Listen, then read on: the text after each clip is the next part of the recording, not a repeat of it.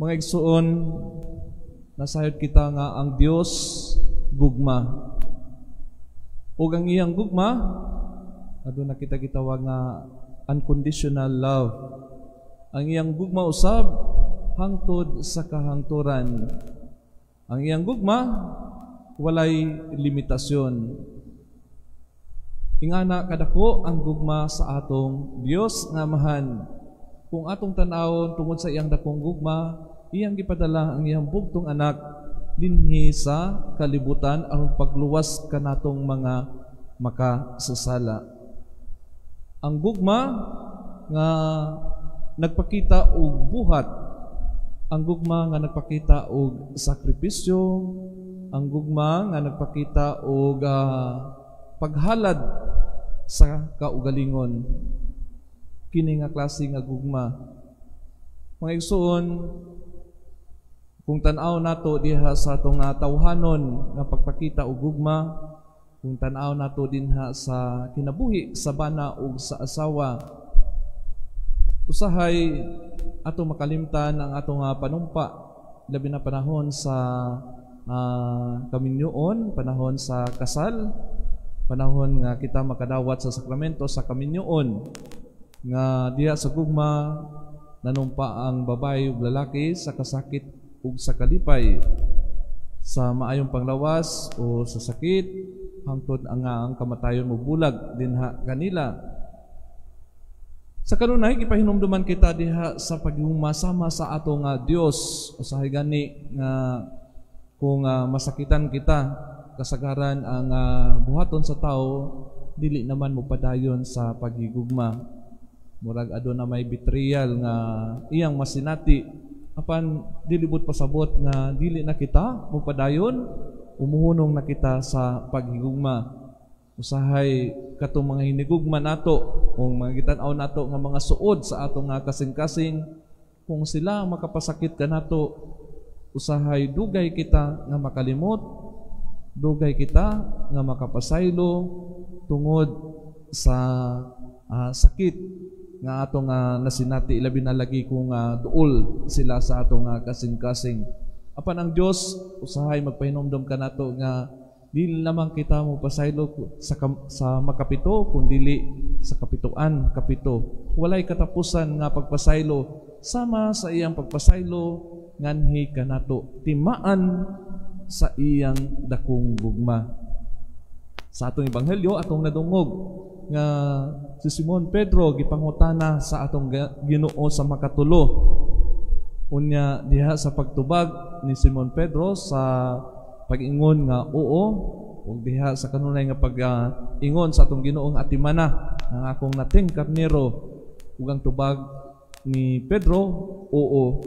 Apan nasayod kita nga diha sa panahon nga ang atong Ginoo gilutos o anaa panahon nga siya ilansang na sa cross, si Simon Pedro ning limod sa atong Ginoo sa makatulo. Apan ang Ginoo dili gyud mo tan-aw dinha sa atong mga sala o diha sa atong mga kakulangon nga atong nabuhat diha sa iyang gugma.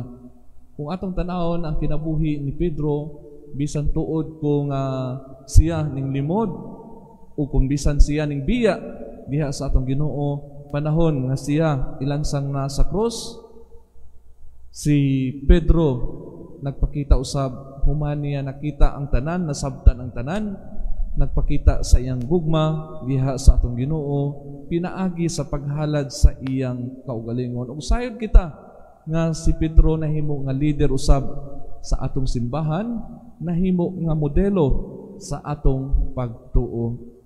Kita usab sa makapila kay gayon, adunay mga higayon nga gilimod nato ang atong Ginoo. Adunay mga panahon nga kita mingbiya, adunay panahon nga moingon kita, Ginoo nahigugma ko kanimo. Sa matag panahon nga magampo kita, sa matag panahon nga musimba kita, moingon kita, Ginoo nahigugma ako kanimo, sama sa gisulti ni Pedro. Apan sa panahon sa mga pagsulay, kapila kaha kita nga mingbiya diha sa Ginoo, wala nato barugi ang mao nga gugma. Mga igsoon, luyo niya ng atong mga kahuyangon, isip mga tawanon, ang Ginoo wala magtan-aw lamang dinha.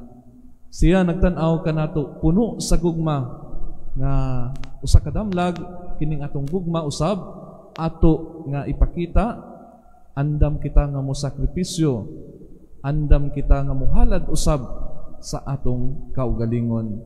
Diha usab sa unang pagbasa ato nadungog ni diha sa basahon ni San Pablo nga luyo sa pagpanglutos ngaya nga nasinati siya nagpadayon diha sa misyon nga iyang ipadayag ang maayong balita. O tungod sa gugma ni San Pablo, sayod kita kung nga siya usab nakahambit na sa maong kahimayaan. Mao kini ang kanunay nga gitanyag sa atong Ginoo nga kung kita ana ang atong pagkamatinud-anon sa maong gugma, ana usab ang ganti nga andam nga ihatag kanato pinaagi sa iyang kahimayaan, pinaagi sa iyang pagkabanhaw. Mga igsoon, sa panahon nga kita maglisod diha sa pagigugma, pagpakita og gugma sa atong isig katawo, diha sa atong Ginoo, atong pangayoon kanunay ang grasya, ang tinubdan sa maong talagsaon nga gugma nga mao ang Dios. Kung kita moingon kita nga nahigugmay kita sa Ginoo, atong gipakita kini sa atong kanunay nga pagsimba sama karon, ang atong kanunay nga pag-ampo, kita usab gihagit sa atong Ginoo nga ipakita usab kini sa buhat diha sa atong inadlaw-adlaw nga kinabuhi. Dili man susama sa paghalad ni Simon Pedro diha sa iyang kaugalingon, apan diha sa atong kinabuhi kung diha sa atong mga buluhaton kinasing-kasing nato kini nga gibuhat, pananglitan diha sa mga ginikanan, diha sa ilang pagigugma sa ilang mga anak, luyo sa mga kalisod, luyo sa mga problema o hagit sa kinabuhi. Kung kita dili kita mutan-aw niini, kung dili mutan-aw kita, gibuhat nato ang tanan tungod sa gugma diha sa atong pamilya, nan kita usab nagpakita uning barog sa maong gugma. Mga igsoon, sa kanunay ang Dios nagpakita kanato og gugma, ug sa kanunay nagdapit siya kanato. Bisan pa man sa atong pagkamakasasala, ang Dios sa kanunay nagtawag kanato aron masinati nato kanunay ang maong talagsaon nga gugma. Unta na sama ni Pedro nga nahimo nga bato, kita usab anaa sa atong kinabuhi, mubarog usab diha sa kamatuoran, mubarog usab diha sa atong Ginoo, umapadayag sa atong pagtuo, sa atong misyon dinhi nining kalibutana, palihog sa pagtindog.